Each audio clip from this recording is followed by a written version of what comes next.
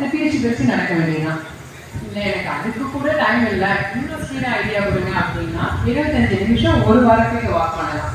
அதாவது 1.25 மணி நேரம் ஒரு வாரத்துக்கு வாக் பண்ணால் போதும். ஆனால் இது வந்து பிரிஸ்க் வாக்கிங். இந்த ஃப்ரண்ட் ரோவில் நடந்தாங்க பார்த்தீங்களா, வேகமாக அடிச்சு பிடிச்சி அந்த அளவுக்கு பிரிஸ்க் வாங்கி கை காலை வீசி நடக்கிறோன்னா அதுக்கு பேர் பிரிஸ்க் எக்ஸசைஸ்.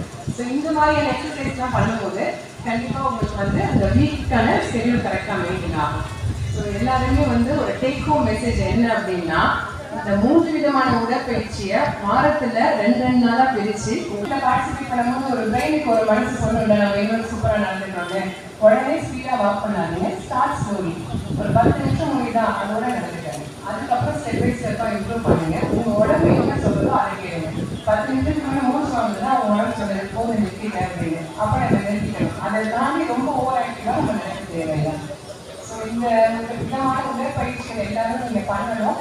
நெக்ஸ்ட் டைம் நம்ம பார்க்கும்போது மேடம் சொன்ன மாதிரி புத்தாண்டுகள் பெண்கள் எல்லாம் வாக்கத்தானுக்கு மட்டும் எலிஜிபிள் இல்லை, எப்படியுமே நான் மேரத்தானுக்கு எலிஜிபிள் அளவுக்கு எல்லாரும் ஃபிட்டாக மாறணுன்றது என்னோட வேலைக்கும் அன்றைக்கி நம்ம சார்பாக எல்லாருக்கும் மிக விஷயம் விளைவிக்கிறேன்.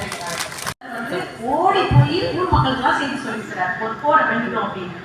அப்போ அவரோட ஓடின அந்த இடம் வந்து மேரத்தான்ங்கிற இடம், அதுல இருந்து அந்த பேர் தான் மேரத்தான். மேரத்தான் ஓட்டம் அப்படிங்கிறது அதுக்கப்புறம் போட்டிக்காக ஓட போய் ஒரு காலகட்டத்தில் மேரத்தான் ஃபார் காஸ் அப்படின்னு ஓட ஆரம்பிச்சோம்.